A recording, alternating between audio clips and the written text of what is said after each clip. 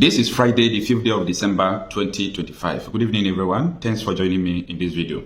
Please, if you have the phone number or contact of this man on the screen, Major General Emefiele, now retired. Should I say retired? Well, he was kicked out of the military. If you have his contact, please give it to me because I would like him to share his story to Fox News, and I will book the spot for him if he is willing to share his story. Now, before, I told you about the experience and the story of the former Defense Intelligence head, Kunde Ondawumi, and today I am telling you about another story, and this man, you are still going to hear him. Now, this one is not even far. This thing happened in 2021. This man was, handed an operation to. As a Major General, he was appointed to coordinate an operation against Boko Haram. So you know what this man did? He arrested the top 5 leaders of Boko Haram. He arrested all of them. And that time, Boko Haram, they were in disarray, like it is finished. You know what happened? This man did not stop at that. He started working with almost 30 countries, including Dubai. He started sharing intelligence with the United Arab Emirates. And after doing that, he was able to capture the people who are financing the terror. Every now and then I was saying that Tinubu release the name of terror financiers if he has the mind. You people don't know why I stressed all these things. Why? Because I know them. Now, this man, after releasing the name of people who are financing terrorists, he captured 5 top Boko Haram heads. The APC government released the Boko Haram members without charging them. They freed them, let them go. Now, this man said that the terror financiers are linked to Brutai, who was the former chief of army staff, and Malami, who was the Attorney General of the Federation. Now, do you now see why terror war cannot be won in Nigeria? Do you now see the agenda in this thing? And he mentioned one airline, See, if I'm bringing reports, you people should understand the point where I'm coming from. That was last year, November. I'll go and look for the video and post it again. I made a video about an airline that is helping these terrorists to carry gun from all these Arab countries, including from Chad. And I made mention that not only this airline, that there was a particular helicopter that was still helping them to bring this weapon. So this man said that they uncover all these things during their investigation. And what surprises me is the link of Brutai and Malami. So I have my reservations. I want to analyze what this man said at the end of this video. So I want you to patiently watch what he said and let me know what you think about this, your Nigeria. Because as far as I'm concerned, this Nigeria already have a destination. People who owns this country knows where this country is going. Take a listen. Let me get into terror financing, and then I'll come to the OSW you talked about. Yeah.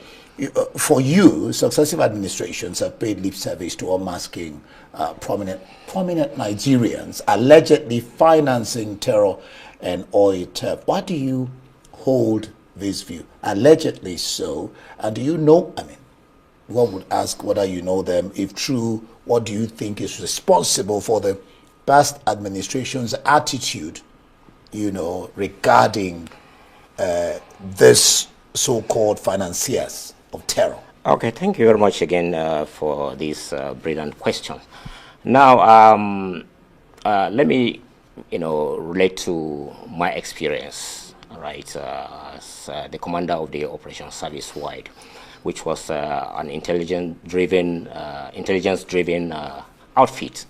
Now, like I said, we picked the main leaders and other facilitators, financiers, sponsors, and then we commenced investigation.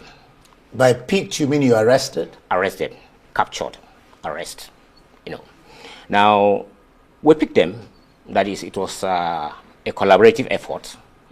Those elements that I mentioned, and investigation was ongoing, and the investigation team was made up of representatives from the Department of State Services, from the Defense Intelligence Agency, from the military police, that's the army aspect of it, from the NFIU, the investigation, and it revealed so much. Like I earlier said, right, certain intelligence was shared. We were collaborating with about 33 countries in Europe, Western Europe, Asia, and other distant were collaborating with us and distant. Now, in the course of the investigation, we stumbled upon names of individuals, prominent individuals.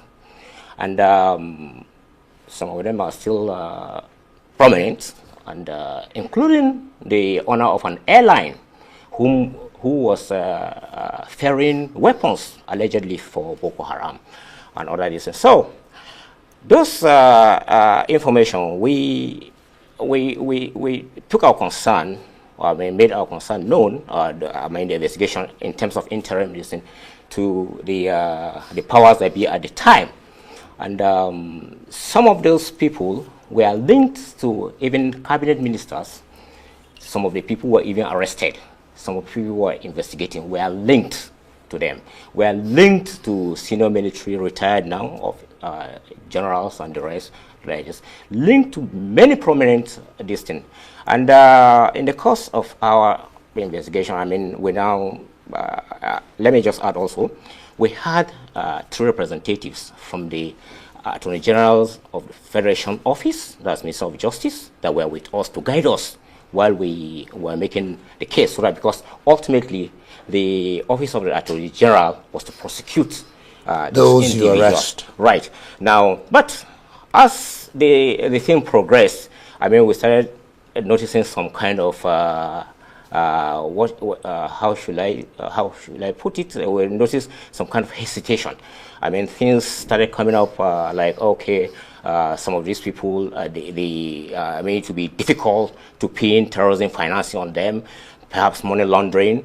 I mean, look, then you started getting some calls that some people, you know, prominent that you should release, so person is not this and that, something. This. As the commander, I made my concern known to the president, late President Muhammad Buhari. I made it, I said, so this, and I recall on one occasion, he stood up, very angry. He said, General, I appointed you as the commander of Operation Service Wide. You report to me and to me alone. That was his exact words to me. General Muhammad Buhari, a great man. I mean, of course, he had his shortcomings. I was very angry when the whole thing happened, and I mean, he didn't even raise a finger to this thing. But I later came to realize, you know, that perhaps he was misled. You say Atahiru devised a strategy, the late Chief of Army Staff, yes, to end terrorism in the north. Fill us in on this strategy. Is it being implemented now?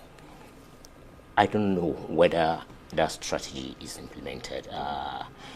Before delving into that, let me just say that the military and other security agencies are doing fantastic work. They're doing their best. They have challenges. Perhaps I'll come to that later. I mean, they listen, but they are doing their best, and they have a lot of challenges.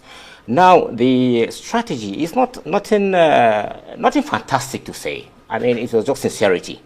Now, we had the OSW, which was on, right? It's set up in 2020. You actually headed the OSW, yes. And the mandate was to dismantle the terrorism financing network. Absolutely. In order to fight against terrorism and insurgency. Will it be correct to say that you could not achieve that mandate? No, we achieved. Or that you failed? No, we achieved. Because we achieved to an extent.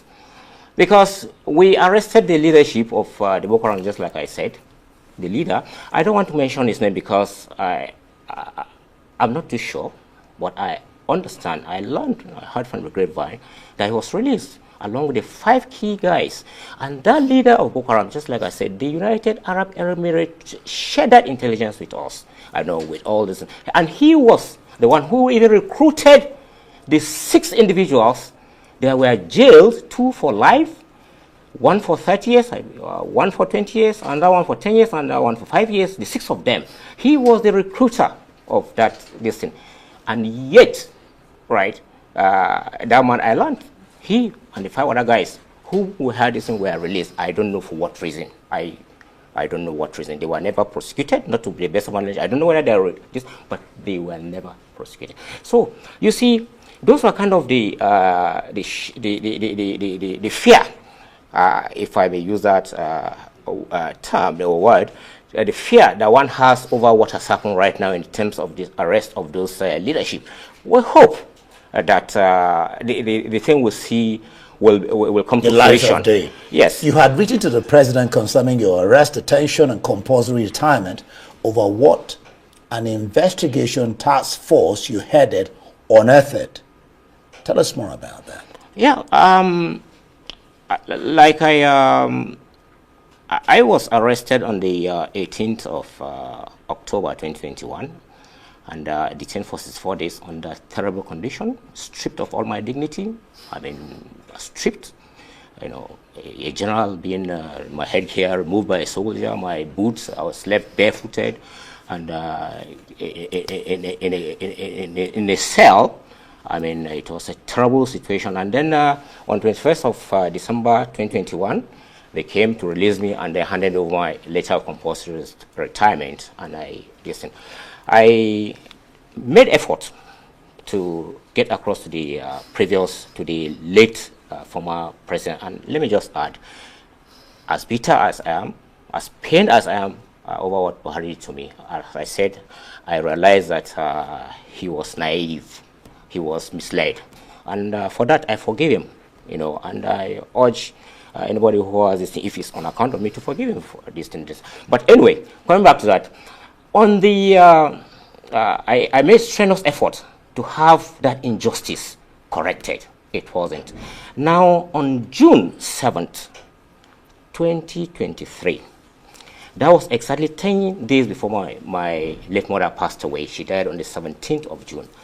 Along the Kaduna-Abuja highway, I and my driver, we survived an assassination attempt. We were pursued by two vehicles, and at a point I had to call the commander of the troops along that highway, whom was appointed at the time. I was the general officer commanding 1 division, and they came, and that was what we were able to get away. You know, that was the 4th attempt. And on that, when that thing happened, of course, you can imagine my state of mind. I mean, 2 years after I was thrown out of the army, nothing done, this, and so I now wrote to the president, Bola Ahmed Tinubu. I wrote, and I passed the letter, you know, through a reliable listen to get across to him, because I didn't want to send it through the open mail. I never wanted this thing to be in the media. So that was, it was signed on the 21st of June 2023.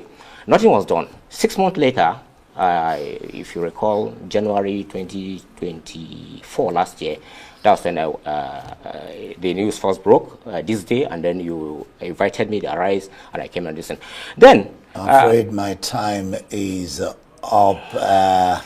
We didn't have time to talk about the Presidency Institute, yes. BOI, which again you heard it was convened there, like you yes. said, by the NSA, uncovering 295 oil tankers that yes. convert petrol with major oil smugglers identified. Now you are watching up to this point. This man was kicked out of the military. He was maltreated. Do you know his crime? He was trying to fight insecurity. He was trying to release the name of terror financiers. That was the reason why a whole major general was kicked out. He was, you know, brutalized. So if I, Okocha P. myself, is coming out to tell you people that this terror network, this terrorism will not end in Nigeria. Nigeria government don't have the solution. They don't have all this. If I'm telling you, people will think that, oh, it seems this guy hates Nigeria. Or no. I don't talk about what I hear. I talk about what I know. Do you understand? I talk about what I know. Now, the situation here is very dangerous. So I made a statement. I said, if Tinubu released the name of terror financiers, like people who are financing this terror, 2027 election will be empty, because almost everybody who will also campaign for 2027 are terror financiers. Do you get me? The people you are still going to campaign, the people you are still going to vote for, they are still financing terror. So how do you want it to end if not for international intervention? I see a lot of people, anytime they talk, they say, oh, now foreigners, they sponsor terrorism in Nigeria. I laugh. How can someone come into your house and started robbing you on a daily basis systematically without the consent of somebody of somebody who owns the house and has the key? So you people should understand the terrain and the dangerous time Nigeria is right now. Now, the question is, how can it be? How can these people sponsor terror against their people? They are not sponsoring it against their people, but they are sponsoring it for a purpose. The purpose is to implement Sharia in Nigeria. I don't know how many times I'm going to tell you this. Now, on my next video, probably, maybe, I'm going to tell you the investigation of Sahara reporters. Sahara reporters released 21 names, okay? And don't joke with these names. The names of terror financiers again. Guess what? The 21 names, 20 were all these Islamic extremists from northern Nigeria. It's only one name from Rwanda. Only one, another terrorist from Rwanda. Others are from northern Nigeria, all these extremists. Why are they doing all these things? They are doing all these things because they want Nigeria to follow that Sharia. When are you going to wake up? When are you going to wake up? Now, do you understand in 2021, when Nnamdi Kanu was growing stronger? This is, see, pay attention to what I'm saying. I'm talking really that official. In that 2021, they kidnapped Nnamdi Kanu, right? When Nnamdi Kanu came back to Nigeria, they used Hausa language to address Nigeria, that Nnamdi Kanu was back. And the person who addressed Nigeria now has been linked to terror. That 2021, he was linked to terror, and they kick out the general that linked him to terror sponsors. Do you see Nnamdi Kanu as someone who is opposing this terrorism, or do you see him as someone who caused it? It's only time we vindicate the just. You see, this Nigeria, you people don't know what is coming at all. Every now and then, the retired generals, they are coming to tell you people what is going on, but a lot of people don't want to understand. I rest my case. See you on my next video. Please kindly share this video. Let people see this video. Let people see what is going on. Except, I don't know, I was thrown out of the army 2021. So I don't know. When you say you were thrown out, what do you mean? I was compulsory retired. Right. You know, I mean, there was an operation which I led, the Operation Service-Wide, the counterterrorism, you know, to arrest those terrorism financiers, if you recall. Right. It was all over celebrated by even the former president, the former Attorney General Minister of Defense. When this came out and said we arrested, we picked the terrorism financiers, sponsors, all that. I was the commander of that, and I reported straight to the district. And they were in detention, and that was when we even picked, as a matter of fact, the leader of Boko Haram. The leader of Boko Haram was not Shekau. Shekau, you know, was died. a spokesman, more or less, at the time. Yes, the poster boy, so to speak. But the real leader, we captured him. And incidentally, or ironically, he's not even a Nigerian, but he claimed he's been in Nigeria for some time, but he's not a Nigerian. So, anyway, we arrested those guys, and they were in detention. We were collaborating with so many countries, about 3 countries, a key Western country, the United Arab Emirates, and we got a lot of intelligence from them. We picked those people. Some were picked from the battlefield, from the front line. Some were even outside the country. We picked them, and they were in detention. And then waiting for them to be prosecuted. Then in September, October 2nd or thereabout, next thing I was invited, said for interview at the military police headquarters. And I went there on the 18th, and I was arrested myself and detained in a cell. What for? I don't know. I was 10 initially. When I reported there, the interrogators said when I was removed as a general officer commanding on the 8th of August 2021, I handed over on the 10th of August 2021, 2 days later, because the posting came via signal posting in the night. I became aware of it the following day. That was on the 9th. So on the 10th, I handed over and left and continued with the Operation Service-Wide, that one that I reported to the design. The Operation Service-Wide was a multi-agency and military, organizations that were distant. And, the DSS was there, the NFI was there, the NIA was there, the DIA was there, and other distant. And I was the head of that organization. And I reported straight to the president.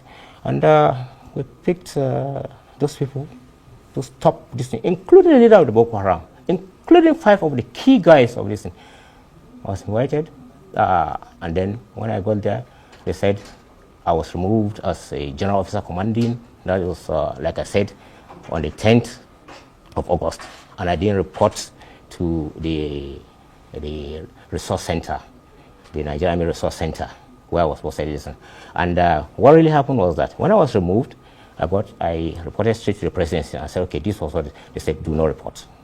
That they were going to address it. Right. And so I didn't know it was set up. They kept on this thing. I tried to report, they refused to this thing. The former president is there. There are people there in the presidency. Well, I have to say, that part of it sounds very complicated. Yes. Because we don't really know the background and everything to it.